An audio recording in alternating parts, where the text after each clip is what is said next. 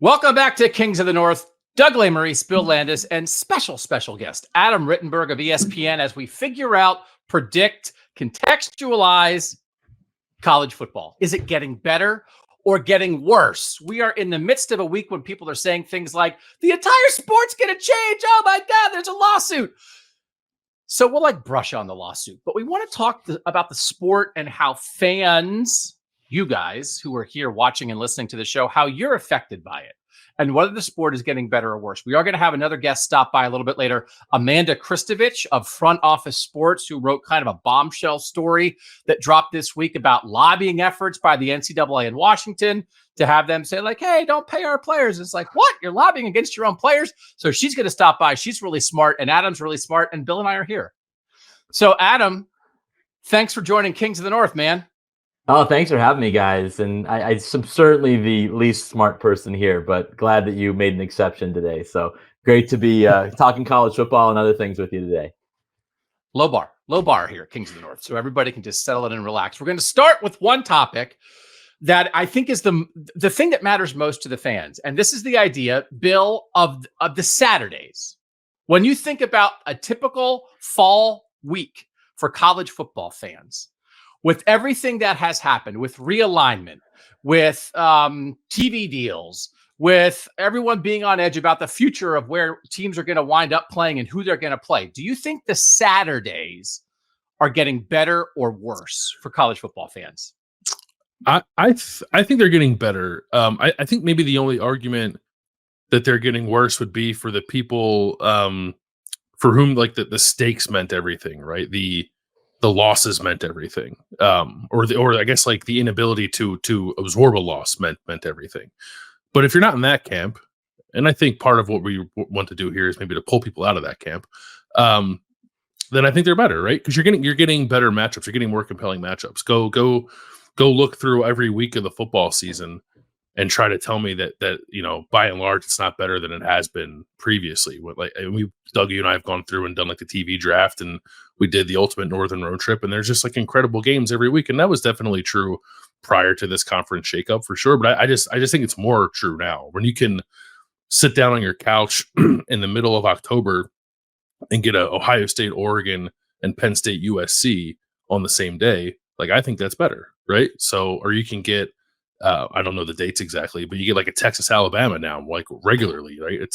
And I suppose part of what makes those games big previously was it being special. I'm not trying to diminish that necessarily, but I think seeing a lot of these teams going head to head more regularly is only a good thing for the sports. So I think they're better.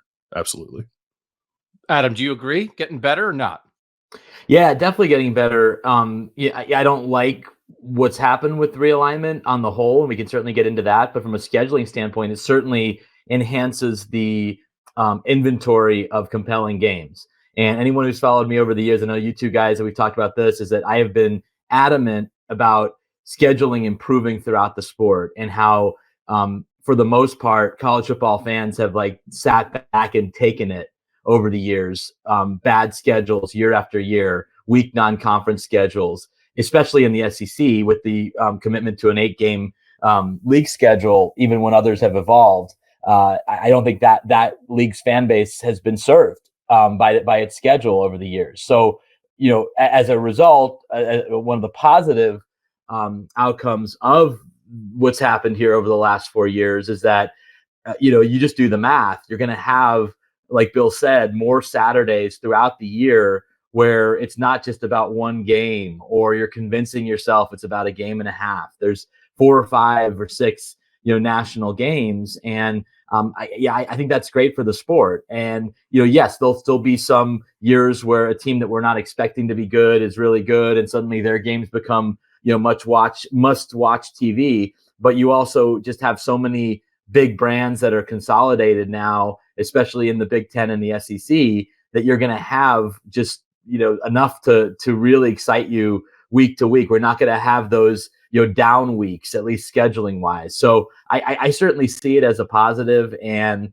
I think it's great for, teams in leagues to play each other as much as possible. I really think what the Big Ten did with their flexible scheduling model is to ensure that everyone will play one another, and you won't go 8-10 years, sometimes longer, without matchups taking place within a conference. Like, that's a good thing. And then you supplement that with some stronger non-conference schedule, which is already starting in advance of the playoff expanding. I think overall, scheduling wise, it certainly will improve, but it wasn't exactly in a great place. So it's not like there was a high bar to clear for years. And Doug and I talked about this a lot when I first started ESPN. The overall schedule templates were underwhelming and not serving the fans. And I think that's starting to change. Don't you think it was the Alliance that really started us on this path? They got together, they said, we're going to play. So there's two things about the regular season that really what makes it better, right? One is a higher quality of games and high level teams playing each other more often. You guys both touched on that. The other part of it is, I think, rivalries. And that is one of those, Adam, where I think there is some reasonable concern about this. And this, I think, is a very important part of this for the sport. As conferences become less about region and less about geography and less about rivalries, I do think programs must be proactive in the non-conference in keeping rivalries alive. Iowa State is the template for this. South Carolina, Clemson is the template for this. We've seen Virginia Tech, like, I guess they're in the same conference. We've seen this enough. And what Oregon and Oregon State are doing, what Washington and Washington State are doing, that must be retained. It must be a priority for the regular season. And I also think, like, for instance, the Big Ten, with some of the rivalries they saved when it came out, and like Iowa had 3 rivalries, I initially was like, what are we doing? But then it's like, no, in a world where you're losing divisions, like, that's a way to keep meaningful games. I do think rivalries are important here. And I think the sport has to be careful to get this right going forward.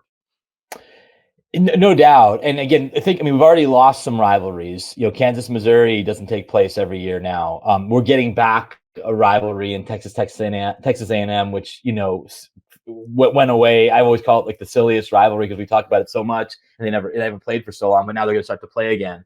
So that's a positive, but you're right. And again, another element I really liked about the Big Ten's approach is that, we don't need to be even.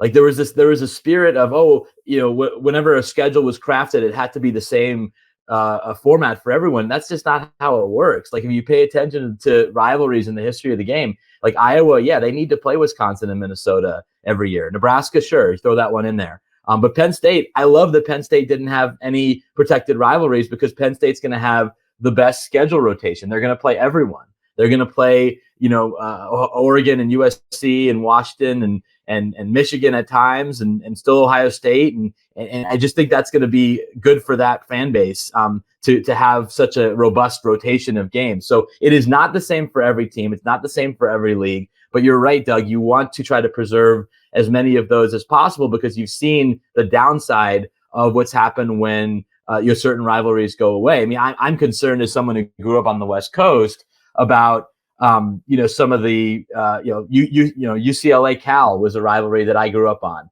When is that game going to take place? For the long term, will the Arizona schools still go against the former Pac-12 schools? I mean, will those matchups take place at any sort of regularity? That's something to be a little bit concerned about. But I think again, as long as that's top of mind to try to preserve as many of those as possible. And then naturally we're getting some of these back, that's also a good thing.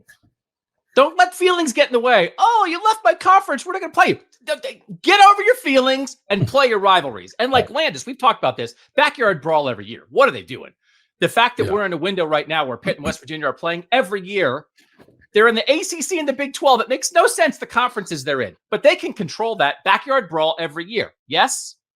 I want the 3-team rotation of Penn State, West Virginia, and Pitt every year. That's what I want. But if I can't get that, I'll settle for the backyard brawl. Yeah.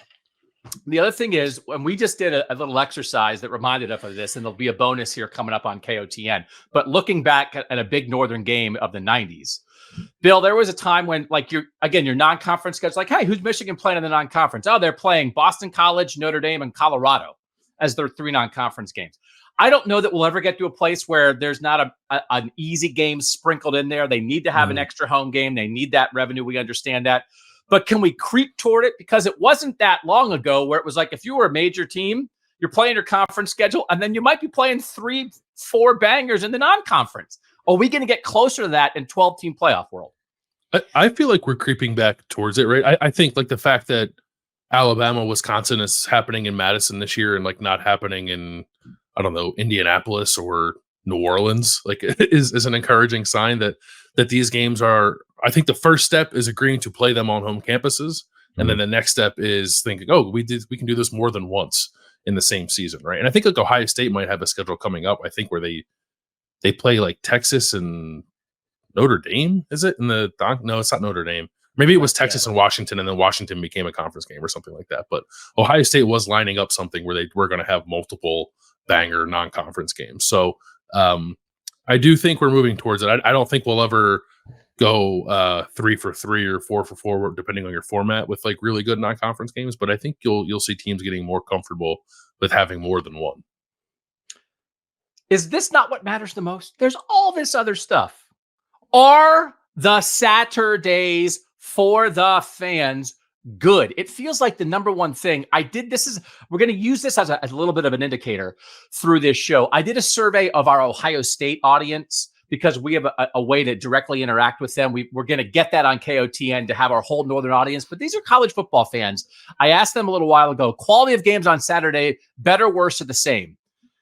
Getting better, 44%, staying the same, 42%, getting worse, 14%. So most people feel like it's either getting better or staying the same. I think this is a win. Please, when you have all these knots in your gut and you're confused about lawsuits and lawyers and realignment and all the stuff off the field, remind yourself the Saturdays are at least staying the same and probably getting better. And that's what you care about the most. Let's go to our number 2 topic, because once upon a time, Adam, this was a thing that we talked about all the time in college football. Determining a national champion, death to the BCS, bowls, polls, and tattered souls. People are making bucks on their books. Our friends wrote books about this stuff. It's like it was the number 1 topic in college sports. Oh, that sport, well, I don't know. The games might be good. They don't know how to determine a champ. 12-team playoff. Adam, is it getting better or worse with how this sport determines a national champion? No doubt getting better. I mean, this is the easiest one to kind of go at. I really don't understand any argument against this at this point. And my whole point, or my whole theory on the playoff for years was that it needed to get better to become national. Didn't need to get better to necessarily determine who the best team was. I think the best teams are always going to, be, you can name them most years. Very rarely will a team that we're not talking about as a national contender go and surprise us and get all the way to that stage. TCU certainly was that team a couple of years ago, but that's going to be the exception. But what this does, and what it should do, hopefully, is to create a playoff system where every area of the country is represented. You obviously will have more leagues represented, at least in that initial round, the campus round, which I'm so excited about. But ideally, this is something that, again, are you going to have 12 teams that can win a national championship? No. Do you have, in any playoff system out there, do you have every team that truly is capable of winning? No. That's okay. It's the national playoff. It's representative of the sport. What we had before was clearly not. You never want to have a situation like we had last fall with Florida State, whether or not you thought that they were one of the 4 best teams or not. You never want a system that is so exclusive so that a team can do everything that's asked of it and still not have a chance to win. And that certainly has happened with Group of 5 teams as well. So I'm excited about this. I'm a little concerned that it could just turn into mostly SEC and Big Ten teams. So I hope that there's enough. I hope there's enough years, guys, where we have multiple ACC teams, multiple Big 12 teams, some interesting Group of 5 representatives, or whatever we're calling that conglomerate of leagues at this point. But we have a representative sample, a national sample of teams, and we every part of the country is brought into the playoff. I think that what we've had here, especially with the dominance of the SEC, is that it's been a playoff that the South and the Southeast cares about. The rest of the country can really tune out. That's not what you want. That's not healthy for a sport. Again, it's not about getting the teams in there that can win it. They will be in there anyway. They most likely will be the champions of their conferences, and they won't be playing on campus. They'll be playing in the quarterfinals. That's fine. But you need to broaden the pool to give more teams the experience of being part of the CFP. We're going to get to the point where, like, if you're holding on, you're like, I'm riding a horse when the car comes along, right? Like, what are we doing? Who is holding out? Like, I don't have a computer. I don't have a cell phone. Like, I just walk up and knock on people's doors. What? Like, everybody's on. Isn't the whole world on board with this, Landis? Who's left? Who's fighting for, like, give me 60 old men writing a name down on a piece of paper? That's how you pick a champ. I don't know if there are people clamoring for 60-year-old men writing a name down on a piece of paper. Nor computers, I guess, determining who gets to play for one. I think there's still some uncomfortable feelings about just having this much access to the playoff. Like Adam said, like, there's not going to be 12 teams most years you look at and say, like, yeah, that team's worthy of playing for a national championship. I'm not of that mind. And I think that's like you're just becoming like every other sport kind of thing. And like that's true. I think like all pro sports, like you look at the 16 teams that make it in like basketball and hockey and however many make it in baseball and football now, like clearly there are teams that are not quality teams that end up playing in the postseason. But I also don't I don't know that we're ever going to really get to that point in college football, right? We're not going to have teams that are 6-6 making the playoff, right? You still have to be a quality team. You have to probably win at minimum 10 games unless you're like an Ohio State or a Georgia to get into the playoff. And even then, like, 9-win Ohio State and Georgia team is probably going to miss the playoff more often than they make it. So I don't think the product's going to be watered down by having like quote unquote like undeserving teams make the field. I think it makes it more compelling. I think to go back to the previous conversation, it makes the regular season more compelling. There are more teams playing more games with stakes throughout the season, especially later in the year. Like November in college football has always been awesome. I just think that it gets ratcheted up that much more now that there are more teams actually playing for postseason positioning with an expanded playoff. So I don't know how you could think this is worse unless you just like the old BCS model where computers and old men picked your national championship contenders, which is like, if that's your cup of tea, then I suppose that's your prerogative, but keep your tea away from me, please. That would have been my book title, Computers and Old Men.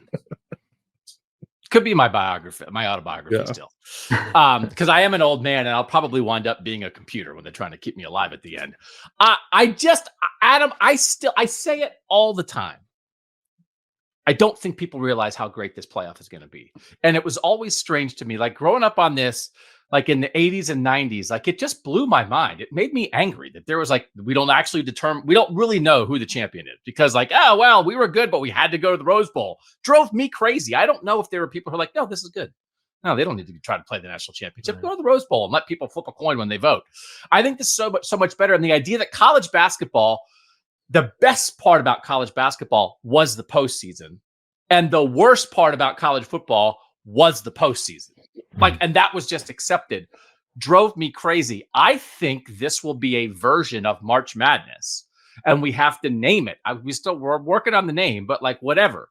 Christmas fever in college football, something, I don't know, like holiday hijinks. I don't know. It doesn't have to alliterate. But Adam, I think it could take the sports world by storm. No, with how good this might be.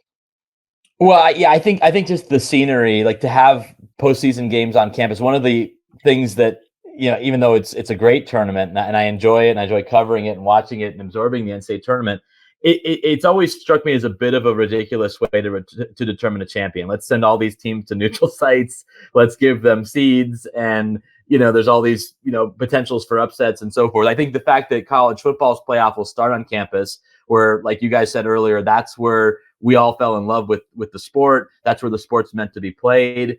And that's the launching point for the CFP is going to be incredible because you're going to see, you know, different environments you know, with weather and scenery and stadium configurations and traditions and all the pageantry that goes on with college football. That will be the first round of the playoff.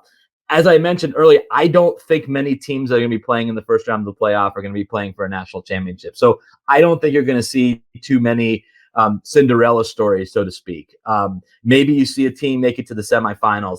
I think it's going to be really hard to win 4 postseason games in the sport after a grueling regular season. So I think we have to take that for what it is. But in terms of excitement, and you're right, Doug, it always felt like postseason was a letdown in the sport, and that regular season was so awesome. And then there's this concern, oh my God, if we do anything to compromise the regular season, even if it makes the postseason a little bit better, what are we going to be left with? And to Bill's point, and this is so, I like, while I get on the surface why a regular season where you have to win every game is really compelling, there's also the outcome of that, which is most teams don't win every game and are left at the end of the season playing for what? So why is that why is that celebrated? I get it in principle that yes, you want every, oh my God, if we lose a game, we can't win a national championship. But you still have to look at like the reality that most teams will lose a game or two. And so that you're sitting there in November with a large mass group of teams, unlike the college basketball, and certainly unlike the pro sports, that are just kind of sitting and waiting and playing out the string. And one thing, in talking to Big Ten Commissioner Tony Petitti back in February, he brought this up. He said, think about what NFL regular season is like in week 17, week 16, week 18. How many teams still have a chance? That's what we want in college football. He's obviously talking about that in the context of the Big Ten, that yes, we'll have a championship game. Yes, we're going to have teams that are obviously in the playoff, but he obviously wants a mass of teams to feel like they have a chance, just like NFC teams do and AFC teams do down the stretch of every NFL regular season. And so I think there's certainly a shift in thinking around the sport to embrace that concept versus, oh my God, what if we mess with the regular season? We're going to lose what makes it special, what makes it unique. And I'm not on board with that. I think it's going to increase the amount of tension and broaden the pool of teams and fan bases that have a chance in late November, which is just an incredible time of year for the sport. We talked about this on our TV draft, like the Iowa-Nebraska game on Black Friday. Bill, right? We said, what if that's 9-2 versus 9-2 for a playoff spot? Yeah, crazy. It'd be absolutely insane. It's already insane. Yeah. And most years doesn't mean anything. Means nothing. At least recently. There was somebody on Twitter who was like, if these two teams are in a playoff race, that's what's wrong with the playoff. I was like, why does that make you mad? That one of these teams could be 10-2 and the 10th best team in the country and make a playoff. Like, what? That makes you angry? I just find that odd. And listen, most people are with us here. The survey, 89% say determining a national champ is better, 5% the same, 5% worse. So we're like at 90%. Let's go. Let's embrace the 12-team playoff. Quick break. When we come back, we're going to get into lawsuits. Unfortunately, it is some part of our sport. We have another special guest coming on to talk about that too. We'll do that next on Kings of the North. Back on Kings of the North, Doug Lesmerises, Bill Landis, and our very, very special guest, Adam Rittenberg. You can find his work at ESPN, and he pops up everywhere. Sirius XM, he makes appearances there. Like, you're everywhere, right? You're working 24 hours a day, 7 days a week, 365 days a year. Right? Trying not to at this point of the year, but busy. Yes, there's a lot to very busy. All right. So like this is potentially a very important week in the future of college sports. There's a bazillion-dollar lawsuit, and the NCAA is like trying not to give anybody money, but they're going to have to give people money. And at some point they're going to have to figure out player compensation. I am not super interested in the nitty-gritty, and there are plenty of places where you can find that nitty-gritty writing and discussion, and you can go find it there. I'm more interested in, is it getting better or worse, Adam, for the players? And I do think it is somewhat, I don't know if I want to say a responsibility, but I think at least an interest of fans. If you care about the sport, I think you should at least care about the players a little bit. They're putting their bodies and brains on the line 12 weekends a year for your entertainment. We don't know exactly where it's headed, Adam. We have an idea of what it's going to look like, and players are going to get money in some way, shape, or form. The details do matter, but treatment of players, do you think it's getting better or worse in college football? Well, I think it's undoubtedly better from a financial standpoint. What interests me is I feel like we're in this. It feels like a wonderland period for the players right now in terms of what they can earn and how often they can transfer, and it's like they can just do whatever they want. Like they've gone from a very restrictive sport to one with so many freedoms. But what I guess my hope is with the settlements and the way things are structured is that there's a little bit of just a little bit of stability, like a little bit of order. I know people use like the guardrails term. I don't love that.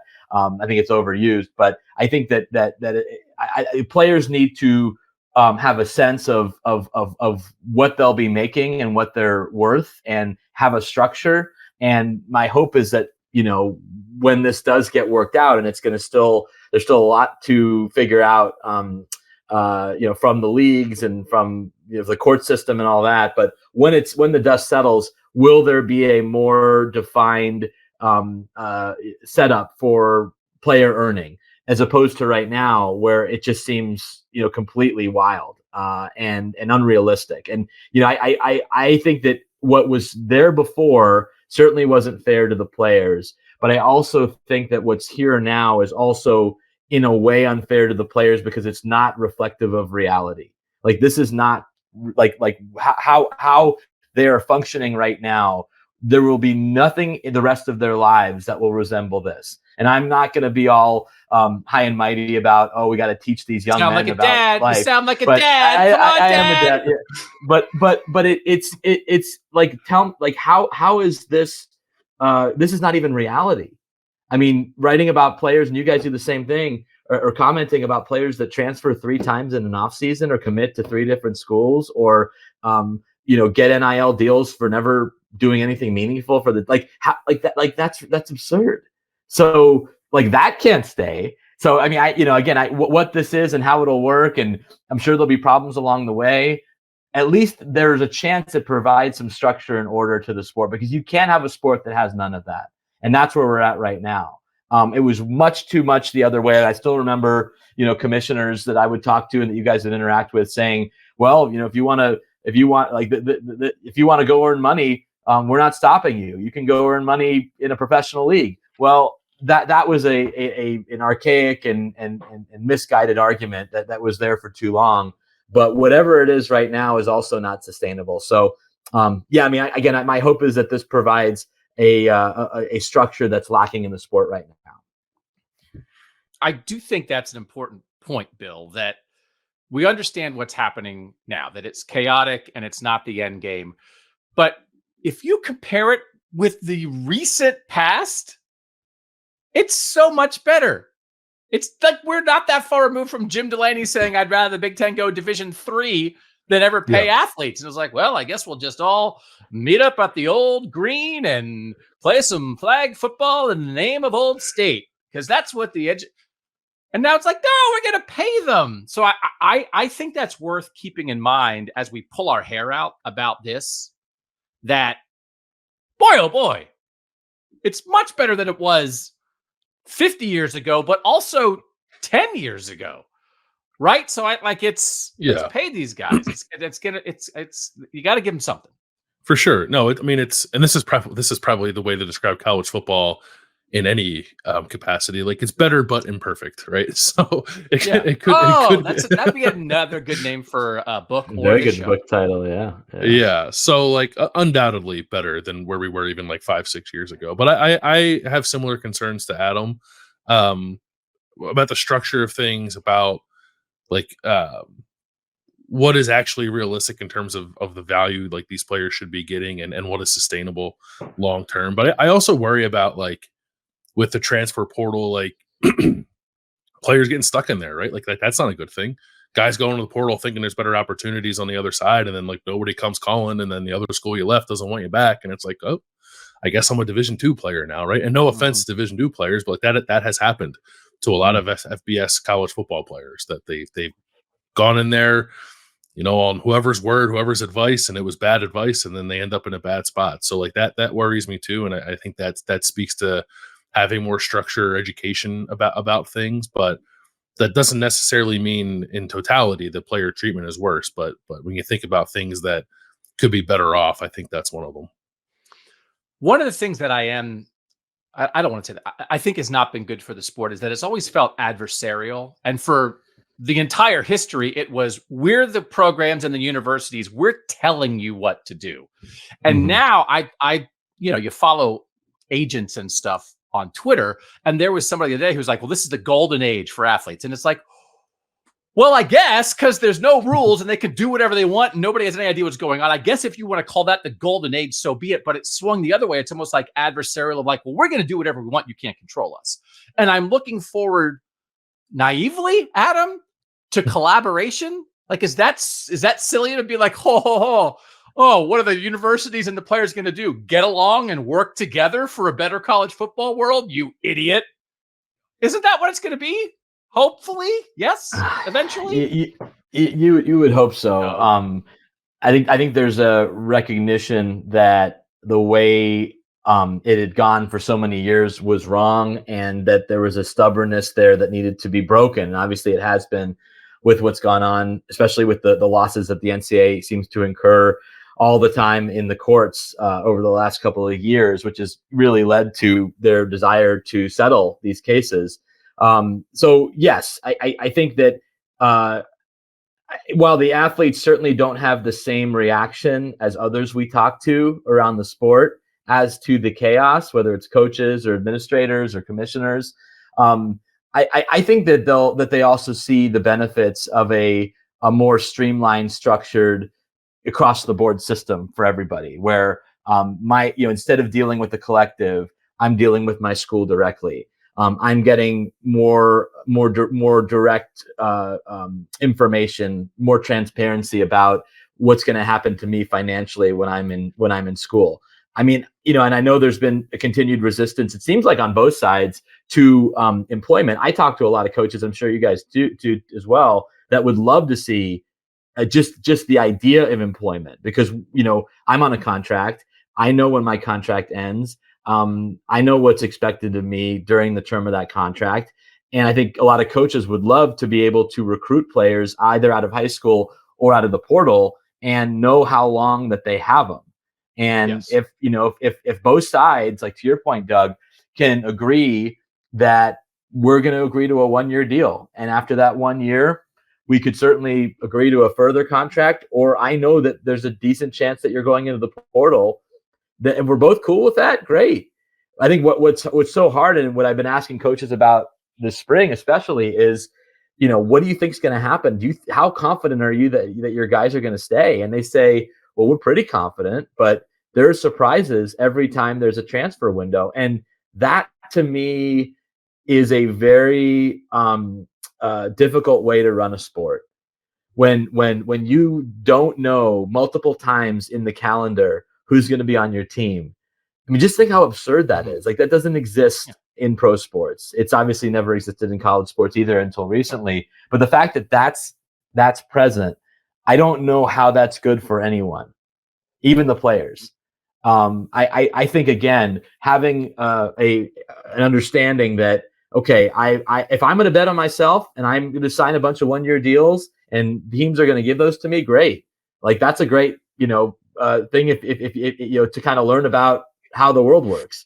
If I was the type of person, if I was that good of an athlete, I would have wanted a 4-year deal or 3-year deal coming out of high school to know where I'm going to be. But also, as part of that, now you can also know what you're going to be paid, and that's something that athletes deserve.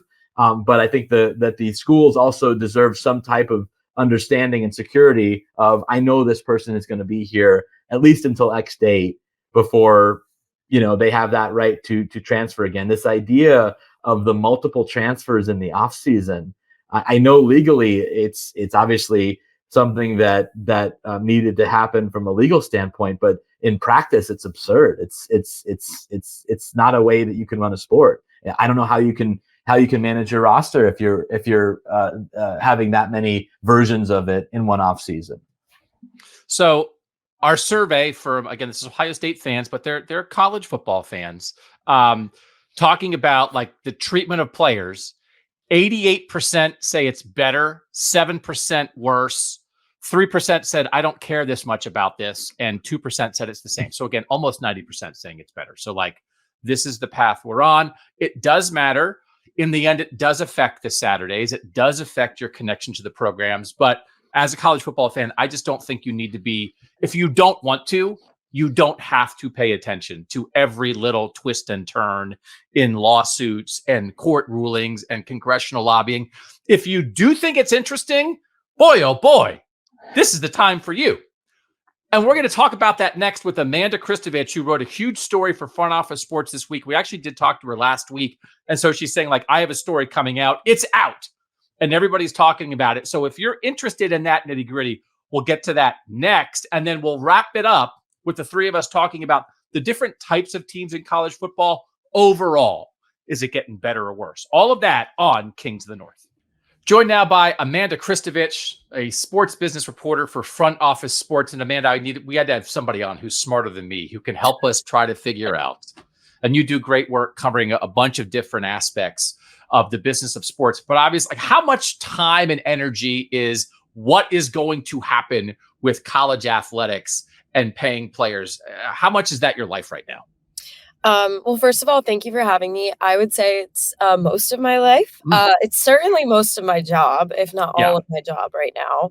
I have covered and do sometimes cover issues outside of the college sports business world. But honestly, there's so much going on that it kind of keeps me busy. So, the way I describe it, like, to my editors is like, this is the story.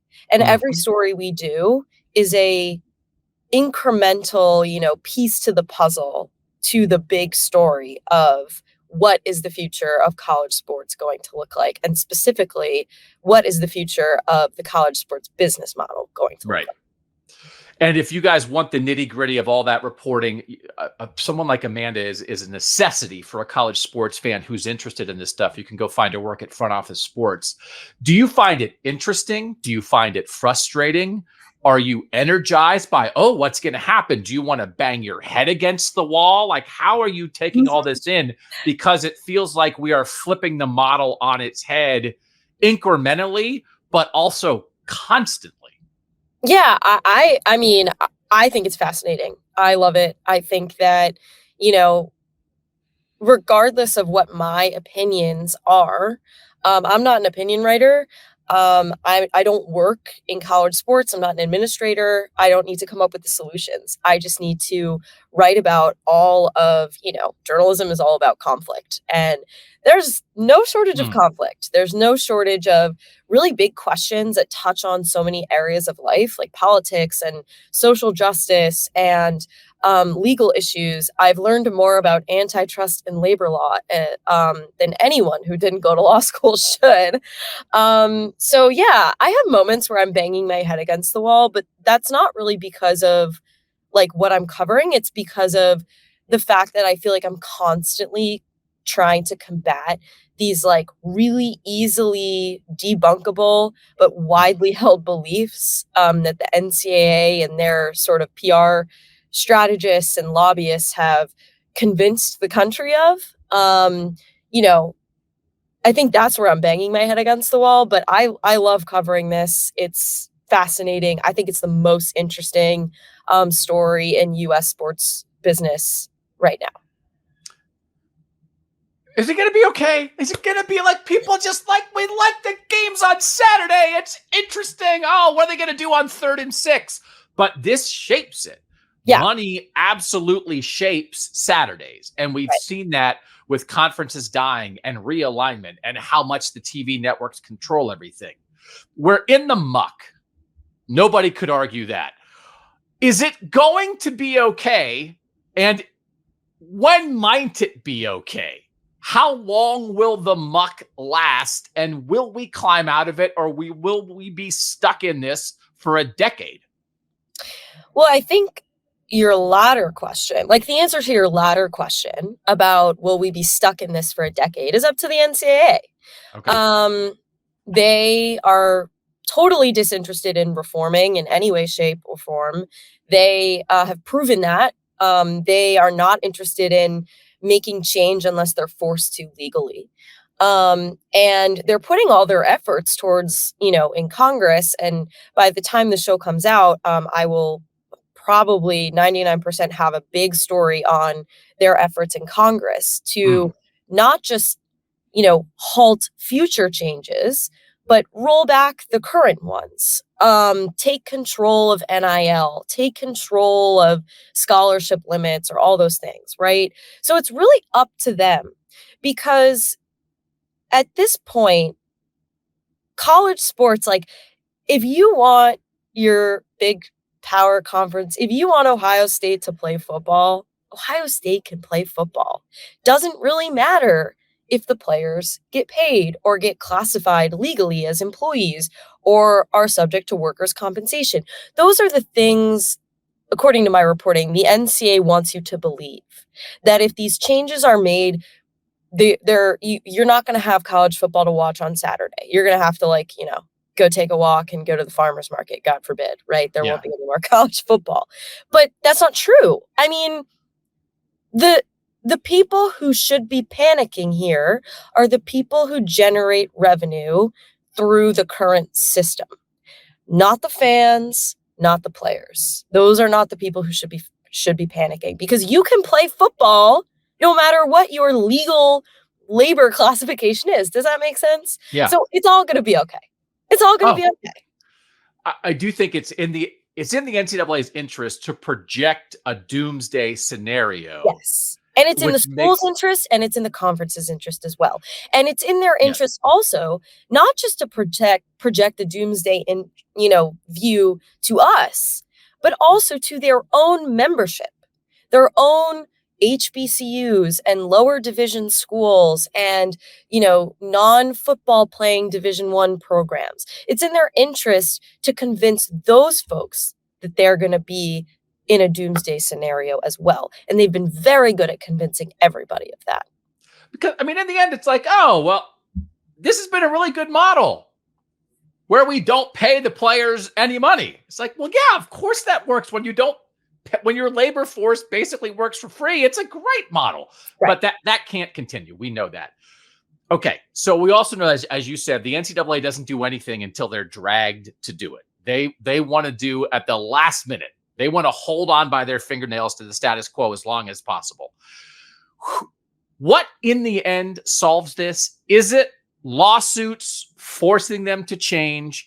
Is it Congress helping find a solution somewhere? Is it the players rising up in some way? Like, what will be the mechanism in the end that gets us to the place where it's all going to be okay? Well, what the mechanism should be is collective bargaining. Yes. The NCAA should agree to collective bargaining. Ironically enough, they could have agreed to some informal version of collective bargaining, but now I think the cat's out of the bag there. And in order to be legally able to collectively bargain, you need to be considered an employee. There's one proposal out there. Maybe Congress can give a special exception in a law to the players where, like, even though they're not employees yet, or even if they're not, they can still collectively bargain, right? But that's what really would shield the NCAA from this, like, never-ending litigation.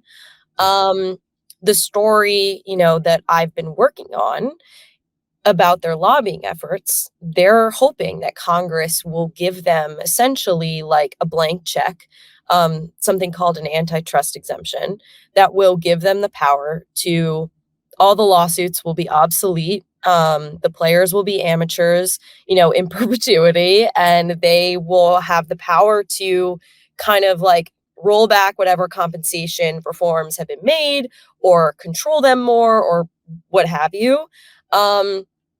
That's a bigger possibility than a lot of people, I think, have realized. And hopefully after people read my article, they will understand that.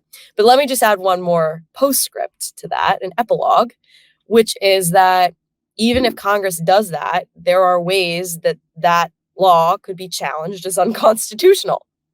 Which brings me back to my first point, which is that collective bargaining is the way to fix all of this. We are going to be in a world of never-ending lawsuits. There are lawyers. I spoke to a lawyer last week who is willing to challenge a federal antitrust exemption as unconstitutional. So, I mean, like, we can be proactive. We can do the things that in U.S. labor law allow, large billion-dollar professional sports to function. or we could keep pretending, Yeah. that there are other ways to stop this. Here's my hope as we sit in the chaos. People transferring all over the place. NIL collectives kind of running the shows, and the athletic department's being like, why do we have this donor has this power? What are we doing here? All this chaos, the way to get rid of it is to establish sets of rules that you do through collective bargaining. The way you get some power right over player movement is by giving them something in return. For instance, money, by sharing the revenue. And we get to it's an amazing concept. And well, how do you do that? We'll give you some money and then we can make rules. See, they've had 100 years of rules and no money. But I do think sometimes when people advocate for sort of like unfettered movement in college football or ultimate freedom for players, I think, well, no players have that. Professional players don't have that. In professional sports, you earn your free agency. You do sign contracts. You can't transfer twice in the same year if spring football didn't go well. I think college sports, especially college football, has to get away from that. It doesn't make sense. You have to have some roster certainty and some rules. And to me, the only way, obviously, to get that is to collectively bargain and pay the players. So I'm hoping what the crazy chaos of right now, that everybody in college sports will say, well, this is unsustainable. I guess we have to do this. And that would mean the chaos served a purpose. My fingers are crossed on the chaos serving a purpose. Will it? Yeah, I mean, I think so. I hope so. I think, it's mind-boggling to me, to a lot of folks, also to me, why, the NCAA has not put all of its legal resources towards trying to pursue a collective bargaining agreement. Because, yeah, exactly. That's exactly the way that you get stability and rules and, there's no unrestricted free agency in the NFL or Major League Baseball because there's collective bargaining. However, there is unrestricted free agency for students. Yes. Students can transfer anytime they want, anywhere they want, however many times they want. And that's how these players are currently classified. They are students. Legally, they are not employees. The NCAA has no power over their ability to transfer in the United States under the law. The way to control them is to call them employees, but that would require paying them. It would require, increased health benefits. It would require workers' compensation, which the NCAA has been fighting against for decades. It would require giving these students the basic human rights that the kids who work in the dining hall get. And God forbid they did that. So that's the issue here, is like the solution to the problems are what the NCAA sees as the biggest problem. Does that make sense? Yeah, no. And that's the thing. Maybe there's so many little problems that they have to give in on what they viewed as the big problem, which is like, well, then the little problems served a purpose.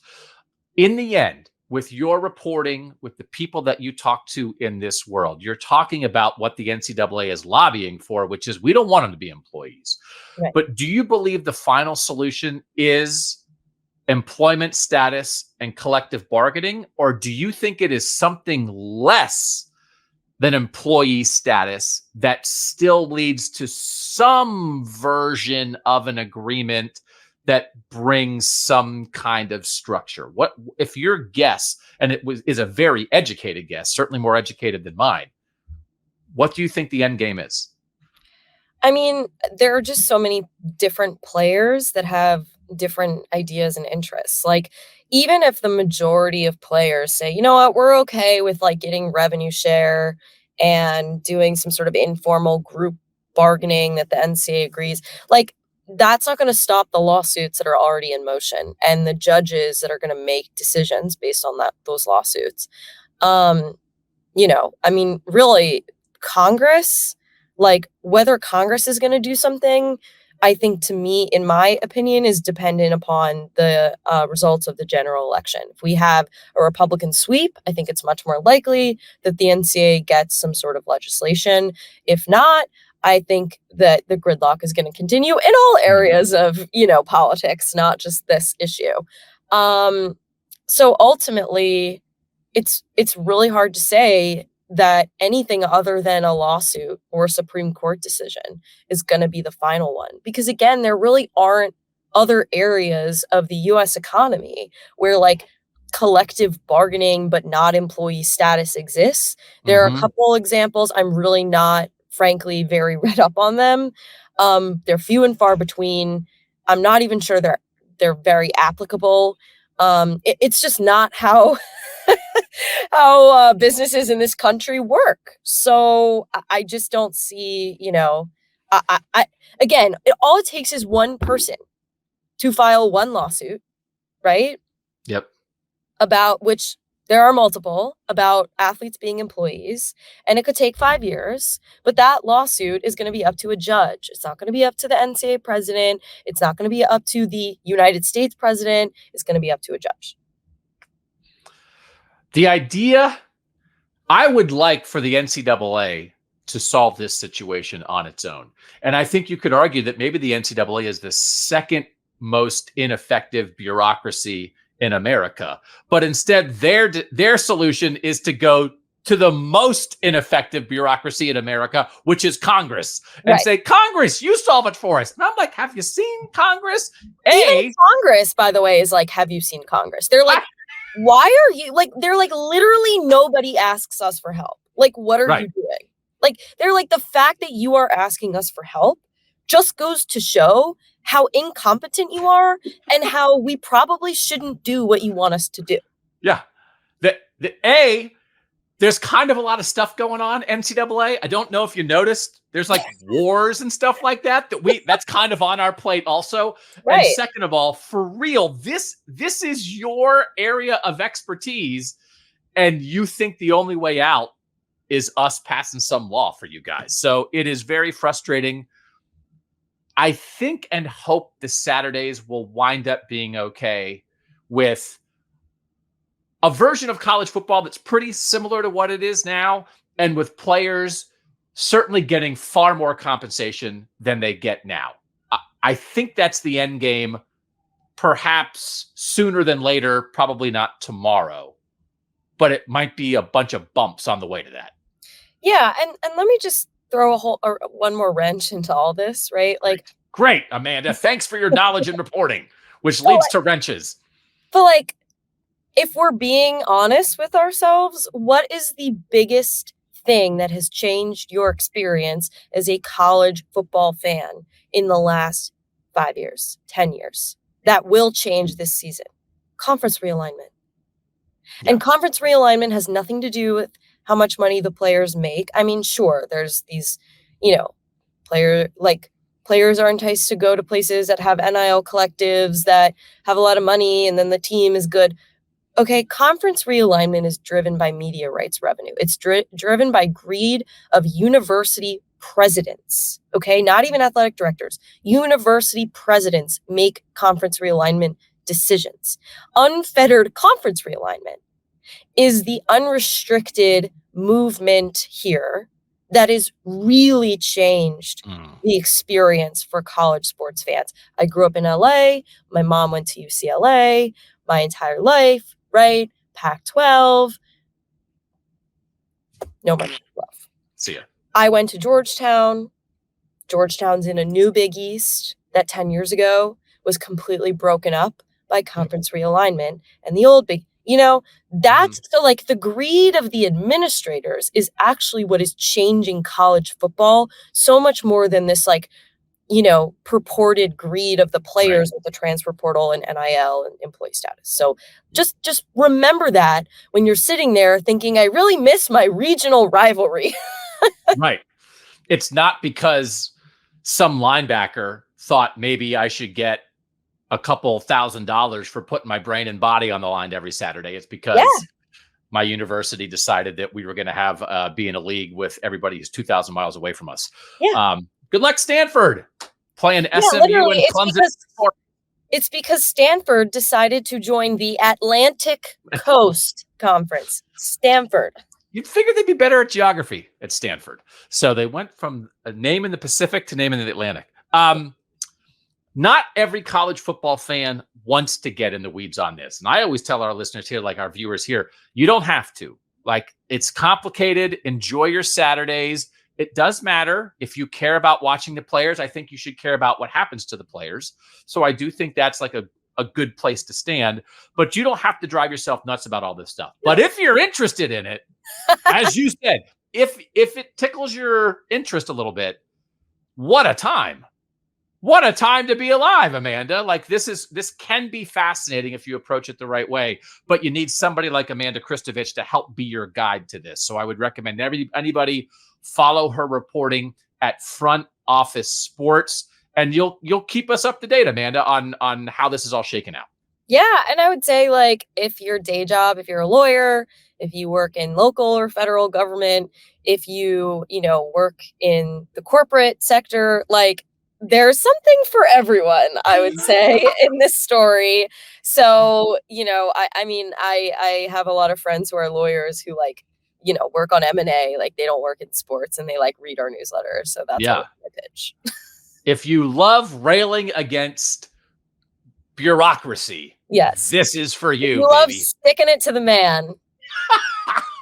Or if you are the man and you want the man to win, there's a little bit of everything for you. Let's go, the man! Woo! We'll see those banners and pennants at college football games this Saturday. I'm rooting for the man. All right, Amanda Christovich, great information. Thank you so much for joining us here on Kings of the North. And again, the big story out from Amanda, and continue to follow her reporting. How can people follow you on X, Amanda, if they want to keep up?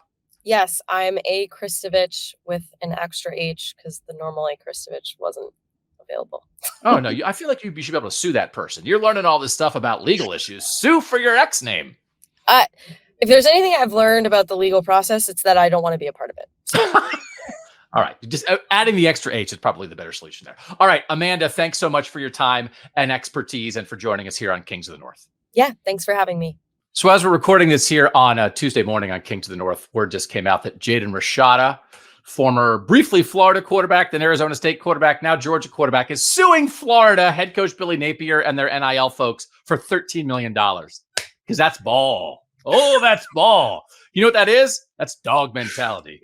Oh, we're going to get a guy and then we're going to sue our rival. Don't just beat your rival, sue your rival. It's a dog way. Okay. We're having this discussion, and obviously we understand it's different for different fan bases. And here on Kings of the North, Adam cares about everyone. We care about our 26 Northern teams, and we care about everybody in the North. But it is different whether you're like an Ohio State fan and a Michigan fan, or maybe whether you're a Purdue fan and a Minnesota fan, or whether you're a Toledo fan and a Northwestern fan. We do understand that. So we want to talk about that a little bit. I also want to I'm going to start with this a little bit. This is a phenomenon to me. I asked in this survey, these college football fans overall, is college football overall better or worse compared to when you started following it? 50% said worse, 34% said better, 16% said the same. So half the people think it's worse. But every individual question I asked them, they said it's getting better. But the totality of their feeling of the sport is that it's worse. And I hope maybe this show is a little bit of a guide that it's listen, the Saturdays are still pretty cool. The national champ, determining that's better than ever. The players are going to be treated more fairly than they've ever been treated. And yeah, it's kind of crazy, but I think this actually makes sense that 1 + 1 + 1 = I'm sad because of the way people are thinking about the sport, because there's upheaval. But not all the upheaval is leading to a bad outcome. So I think we need to discuss this in silos a little bit so that we can understand, hey, actually, no, that's pretty good. Oh, yeah, actually, that's pretty good too. And it's oh, wait, I don't hate my sport. I still love it. It's different, but not worse. If you said, is college football different or the same from when you started following it? It'd be 100% different unless you're a baby. And I don't think babies can do surveys. So, of course, it's different, but it doesn't mean it's worse. So, Bill, let's start with the group of fans who root for monster teams. These are Ohio State fans. These are Oregon fans. These are Michigan fans. And these are, yes, we understand, Georgia and Alabama and Texas and LSU fans. For them, right? Overall, are those fans, do you think, happier or worse off with this new college football world? I think they're happier. I think it's better for them. But I guess maybe if I can entertain the notion that it's not, it would be like we were the kings of this sport and now you're inviting other people to the party kind of deal, like with the expanded playoff. Don't or be like that. Why would you be like that? Don't be greedy. I'm not Elite like teams? that. I'm not like that. I'm just saying I could see. You're getting in. Yeah. I could see how someone would feel that way. Or even like if you're Ohio State, right?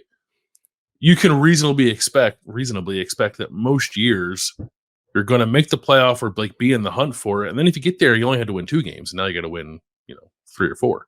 So that's different. Like that's maybe less fun, more difficult, I think.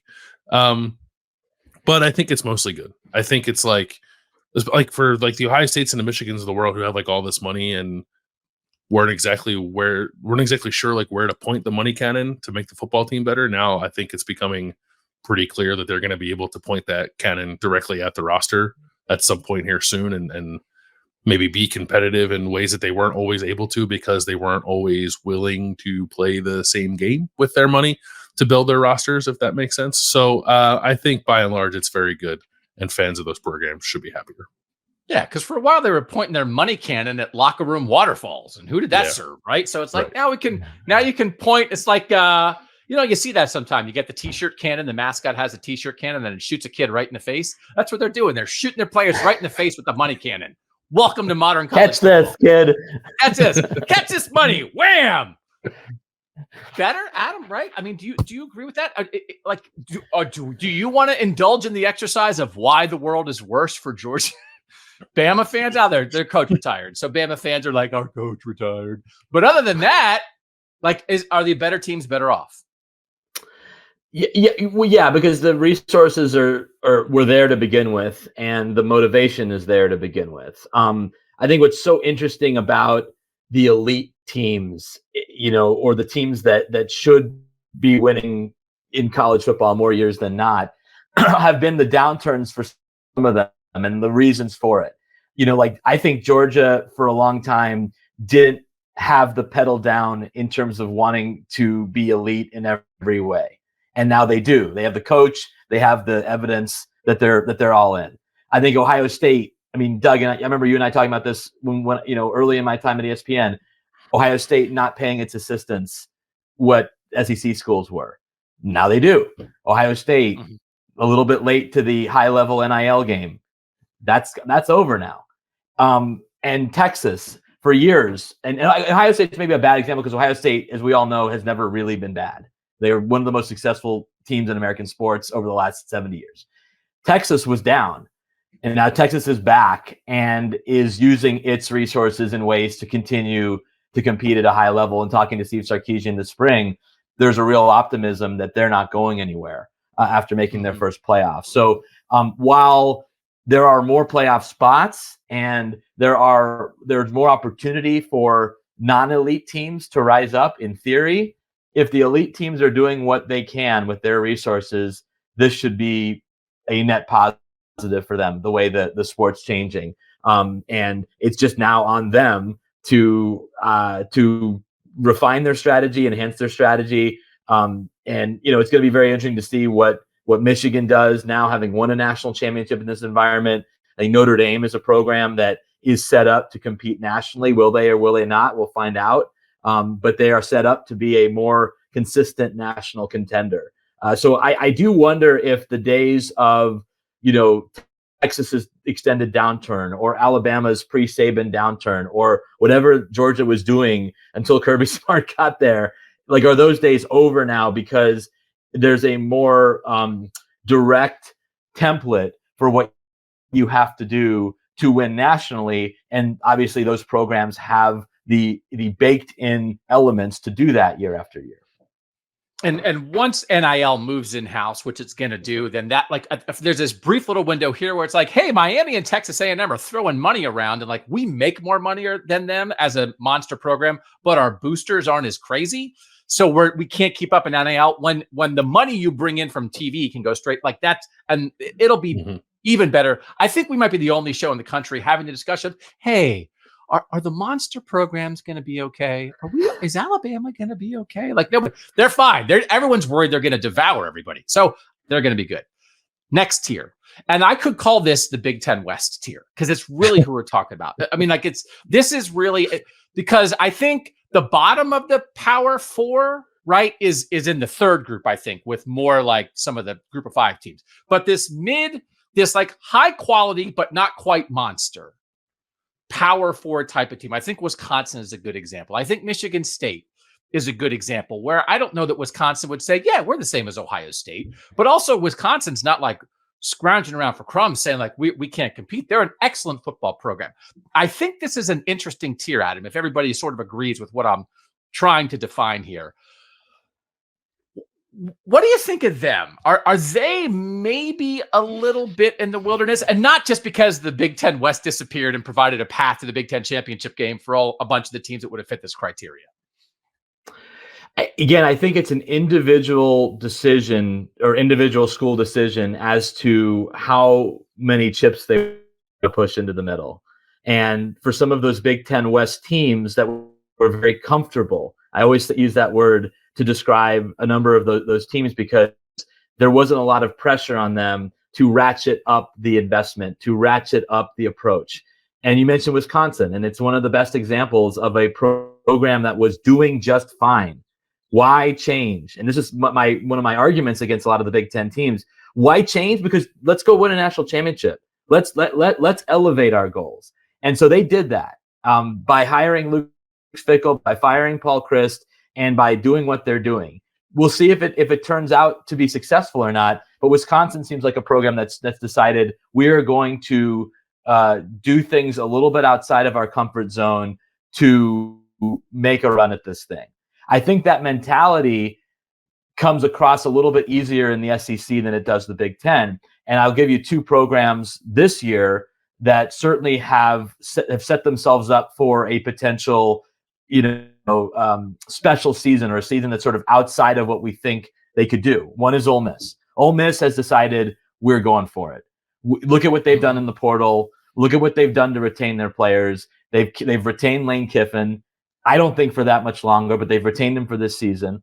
And they're absolutely going for the college football playoff this year, which is a goal that we never really associated with Ole Miss, late in the season or even going into many seasons. I look at Missouri as well. Missouri was a team, as you guys know, ended it with a win over Ohio State, tremendous season last year. They've been pretty successful in the portal and setting their program up with a very favorable schedule to make a run at it. So I think that is that mentality going to trickle over to some of those teams in that Big Ten category?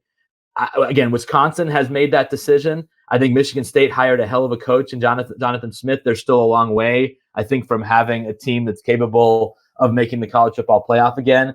Iowa, I don't know. Iowa still is a place that's very comfortable with how it does things. And, they have been really good for a really long time doing it that way. I don't know if it's going to happen under this regime that they take that next step from an investment standpoint. They're not a very active portal team. They kind of are what they are. So again, it's really individual to me, guys. It's not that I don't see that group functioning in lockstep. I think some are going to say, this is our opportunity. We have more access to the playoff. I think it's almost more interesting in some ways for teams like Penn State, which has never made the college football playoff at 4 teams. Those expectations have changed. If Penn State is not making the playoff year after year, there is something very wrong with the setup there, because they have put a ton of guys in the NFL. They've invested in their program. They've invested in their head coach and their coaching staff. They have enough money to compete in NIL. They need to make the playoff. I probably kind of put them in a different category than maybe Iowa, for example. But Iowa certainly has had teams that you look at their records and their overall profiles that have the potential to sneak in to a 12-team system when they really would never have made it as a 4-team. Bill, if you were a head coach or an athletic director or a university president at one of these mid-tier programs that we're trying to define, would you be more concerned, or would you be excited and be viewing this as an opportunity? I was going to say opportunity. I was going to say that it was that this is better for this kind of tier of program, but then Adam made me nervous. So I don't know, because like Doug, you and I have talked on the Kings of the North before about like how the SEC was almost like prideful about how often it fires coaches because they're not meeting outsized expectations. And now I'm worried, like, okay, look, is half the North now going to have outsized expectations because there's more access to the college football playoff? Like, is Illinois going to have a new head coach every 2 years because it's not making the playoff? And like that, I just don't think that's a good cycle to get stuck in. Like, so that, I don't know, if I'm an AD at one of those programs, I would be a little worried about my fan base developing some outsized expectations in a way that forces me to be more aggressive about making changes at a place that's probably not equipped to endure that kind of coaching changeover year over year.